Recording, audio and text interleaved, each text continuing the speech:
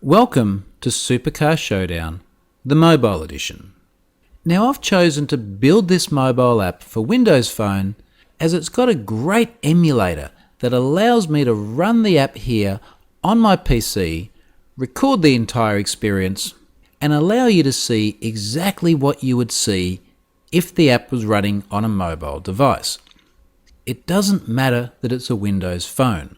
Everything that we're going to look at in this course is equally relevant if it's an iOS app, and we are also going to look at some real-world iOS apps using my iPhone and my iPad throughout this course. And it also doesn't matter if it's an Android app. Everything we're going to see is equally relevant and works just the same. So with that said, we're now seeing the mobile rendition of the website that we just took a look at. In fact, this is talking to exactly that same website.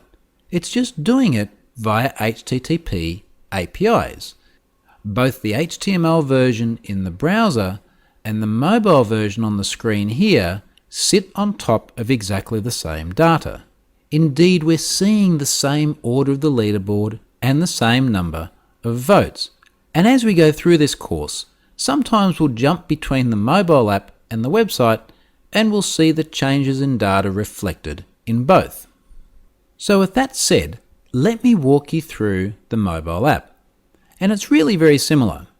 Here's our leaderboard. It's on the start screen of the app. We can drill down into a vehicle. We'll pick the GTR. It's going out over the wire and pulling back this data in real time. So you can see a little bit of a lag while it pulls back the photo. And hopefully that also demonstrates that this is actually a real live demo over the internet. The API is not sitting here running on my local machine. It is running up in a cloud-based website. And of course, we've got things like the comments. Now it's the same deal as before on the website in terms of commenting. I can log into comment, enter that same email address, and that same terrible demonstration password, and I can log in. Now when I log in, I don't have any option to vote on the GTR. I've already voted, but I can always go back using the button on the emulator. The data for the leaderboard loads again, and then I can jump over to that McLaren P1, and again it goes away and pulls that data in real time, and I can see the same comments as before. Here's Lewis, here's Jensen, and if I'd like to, I can actually now vote and comment because I haven't done so already. In fact, let's do that. And in this case, I really love the color. Fantastic. Let's now submit that vote. It'll go off and save that to the cloud. My comment appears here.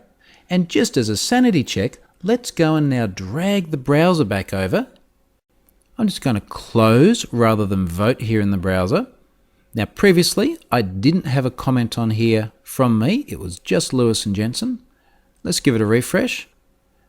And of course here we now see the comment I just left from the Rich Client app.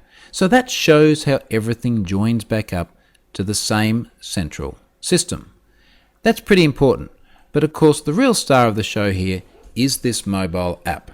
And this is what we're going to be focusing on throughout the remainder of the course. You can't see it just by looking at this emulator, but it has got some terrible security problems. And this course is going to teach you how to find them all.